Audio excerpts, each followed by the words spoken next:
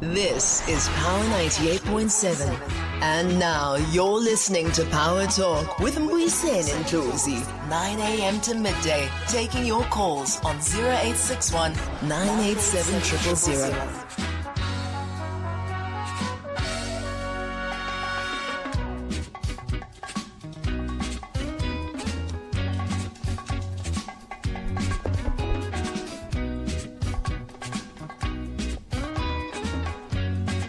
Welcome back. This is Power Talk, Bantwana Benkosi. In this segment of the show, we're going to be looking into this matter of the construction mafia. There is, as you may have seen across the news, a 550 million rand project in the revival of the Gauteng Golden Highway, which connects places from as far as Van der Bijl Park via Sebokeng, Everton, up to Johannesburg, one of the oldest roads here in the PWV region. And apparently it has been a subject of fundamental disruptions, sabotage, which has turned violent. And I'm joined on the line by the spokesperson of the Department of Infrastructure Development in Gauteng, Theo Nkonki. Welcome to Power Talk, Theo, and thanks for creating time. For MEC not being available, he was looking forward to this conversation. Apologies for the inconvenience though. Sorry, Theo, you're going to have to repeat that. We didn't get the first part, and I'm sorry, I don't know that there must have been a connection problem. Oh, apologies for that. Very good morning to you, Doctor, and the listeners.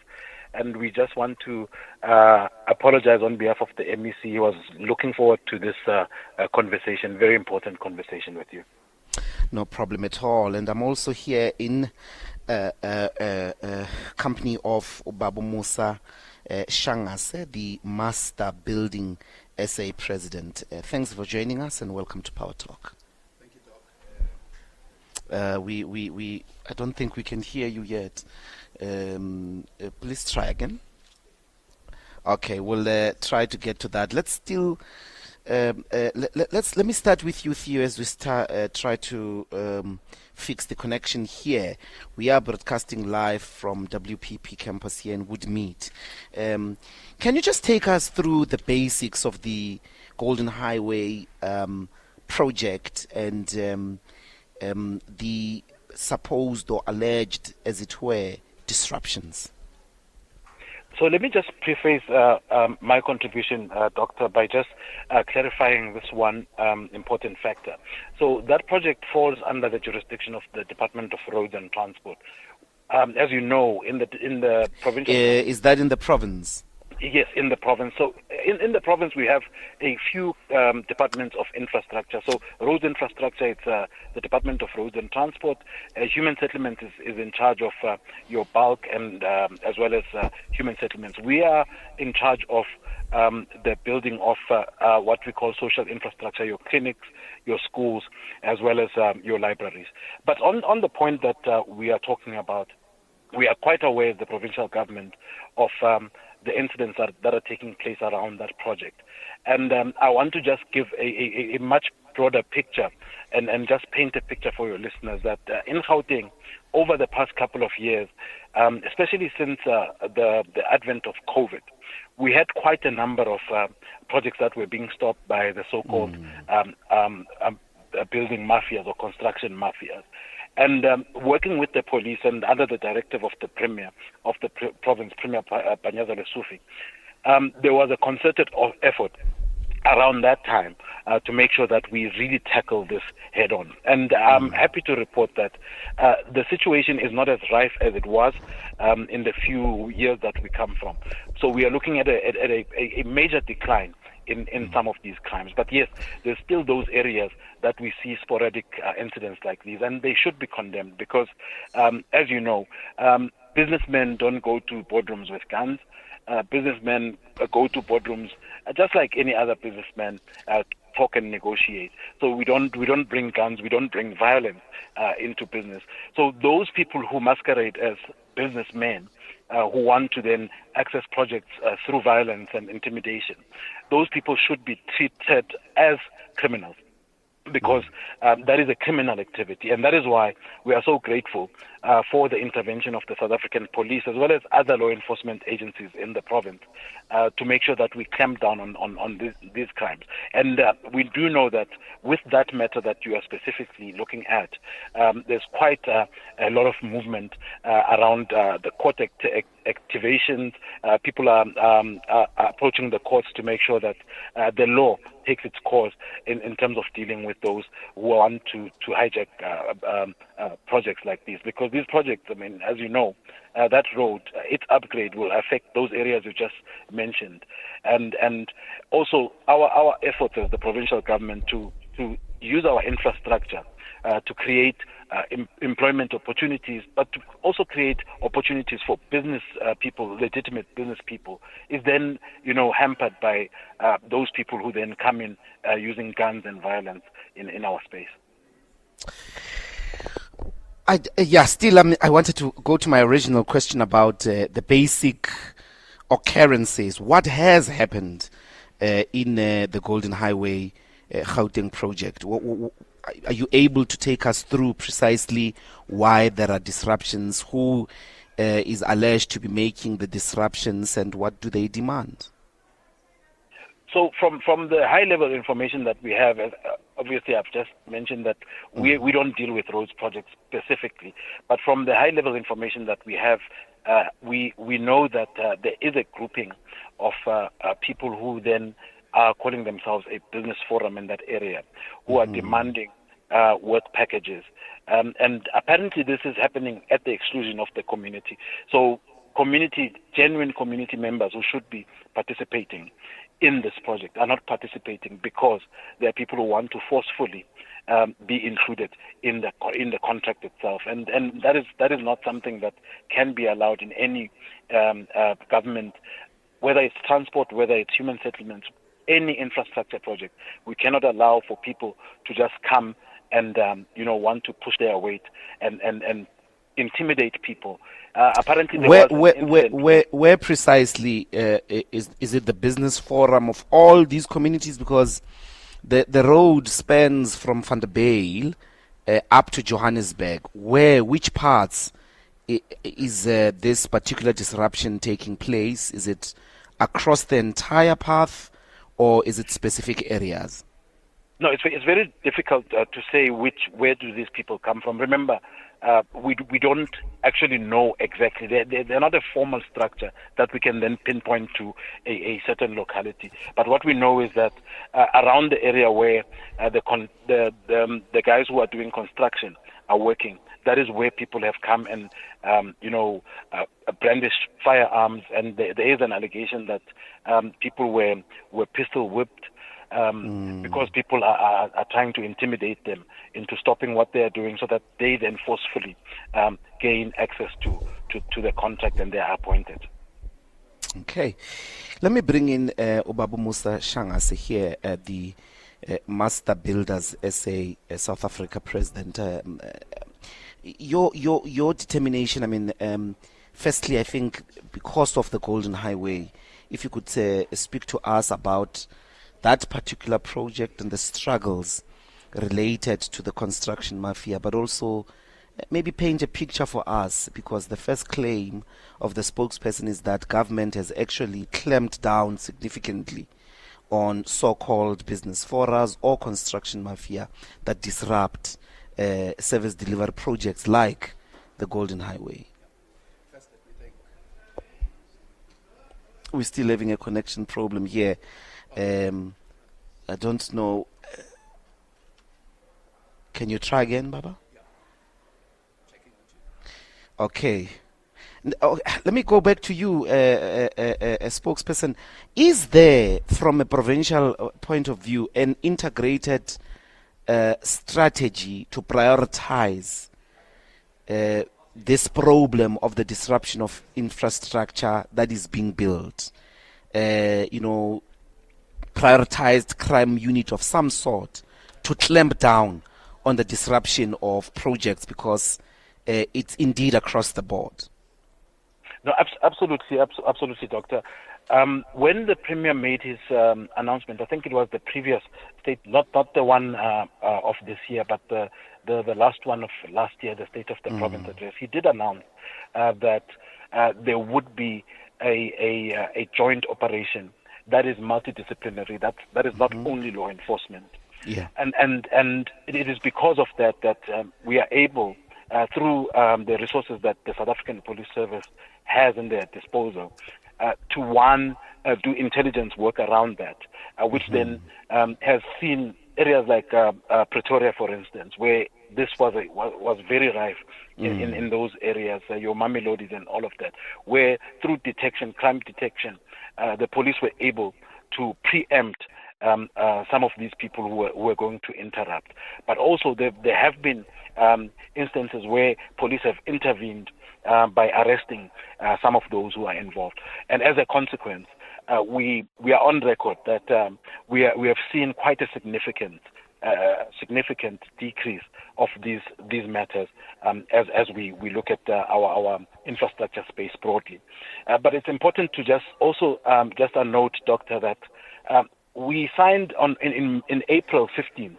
We signed a very powerful agreement that allows for all law enforcement agencies across Gauteng, municipalities, province, as well as national, to have a framework that will allow them to work across boundaries and make sure that they share information. Because, as you know, municipalities or municipal police would then need to be reinforced by South African police and sometimes by other, metro police who have more resources. So we've signed that agreement, and that agreement is really showing us great results in that there's quite a number of people who have been wanted over a period of time that we're able to track down, and we've brought those people to the criminal justice system. And some of them, obviously, because then they resisted the police, then the police dealt with them accordingly. But we are quite excited and we are quite happy that we are working together as one government.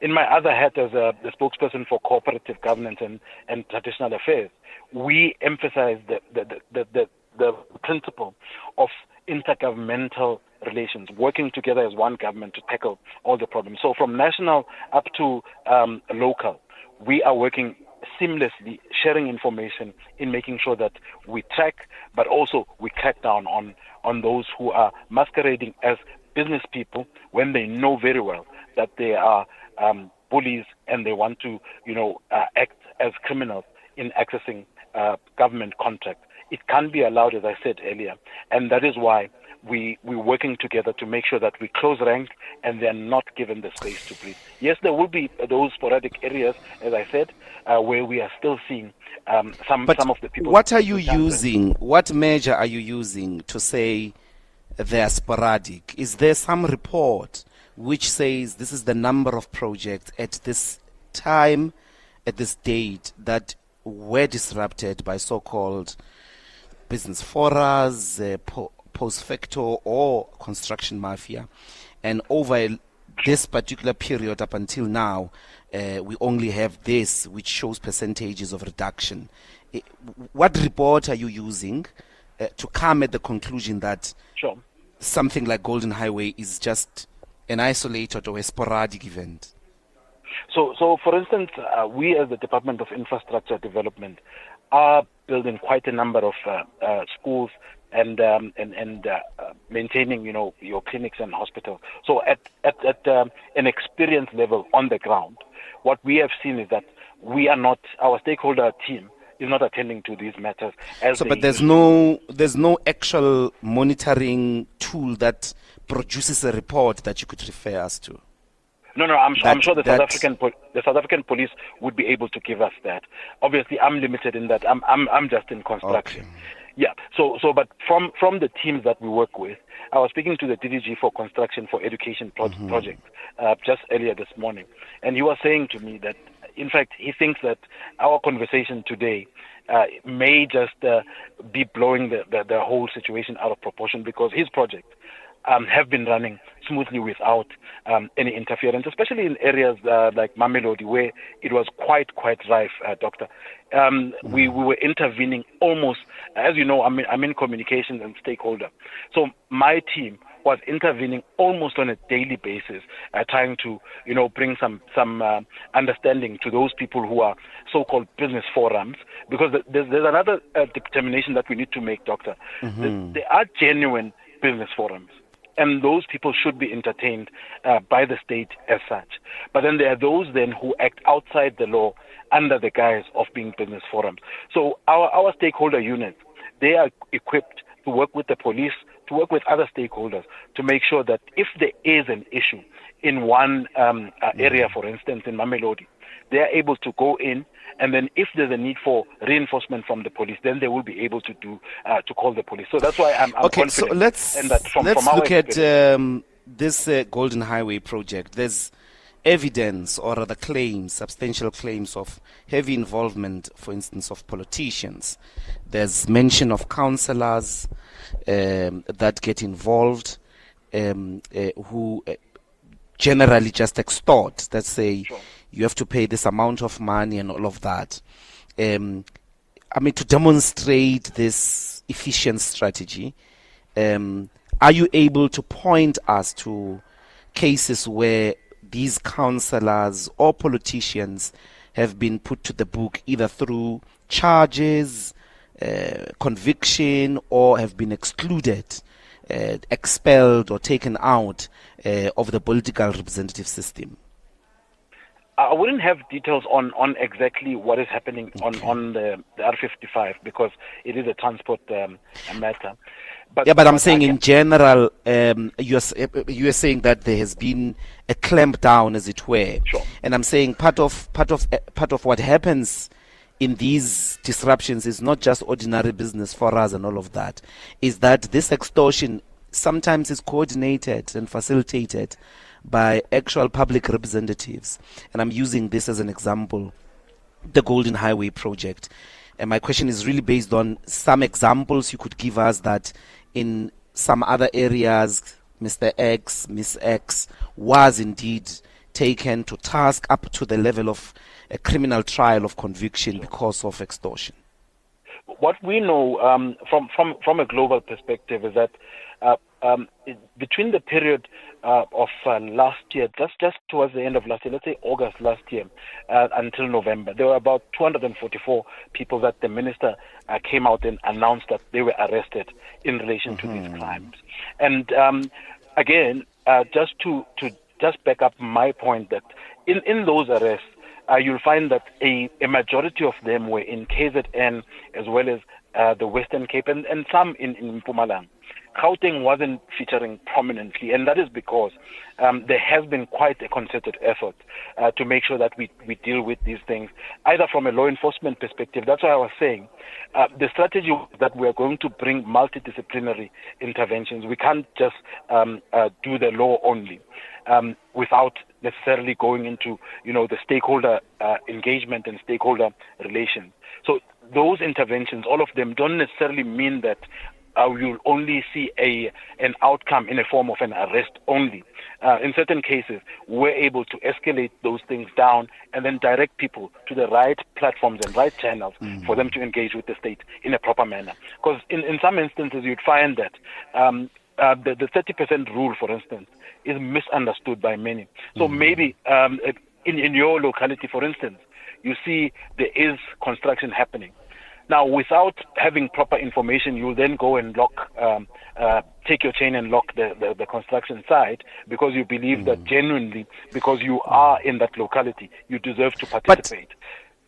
I don't know how true it is that in Gauteng it's Mpumalanga and KZN. And I've got some reports in front of me, but let me ask the final question before we go to the 10:13 headlines.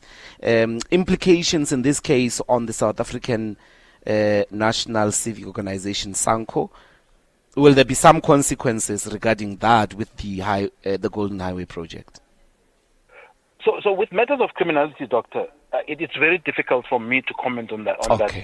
because it's a criminal or a person who's accused of a crime should be dealt with according to the precepts of the law, about matters of the law. I think we have expressed our full confidence in the law enforcement and the generals who are in charge in Gauteng. We work very closely with them, and we are confident that they are doing work that we are seeing results of. So we are confident that they will get to the criminals. Whether those criminals are members of which political party or which organization, that is not material. A person who's accused of a crime should be dealt with according to the law. Okay. Thanks very much, spokesperson of the Department of Infrastructure Development, Theo Nkonki. Thanks very much for creating time. Thank you, sir. It's 10:30 here on Power Talk. We're going to take the headlines and stay tuned.